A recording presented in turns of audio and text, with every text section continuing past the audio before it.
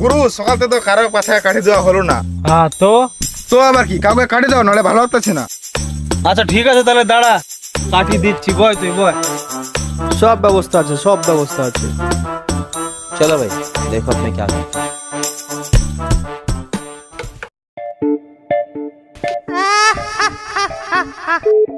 Hello, দাদা বাস আছে?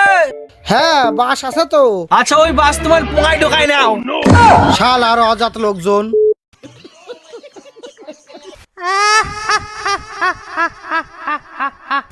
ওই শালার অজাত আবার ফোন করছে।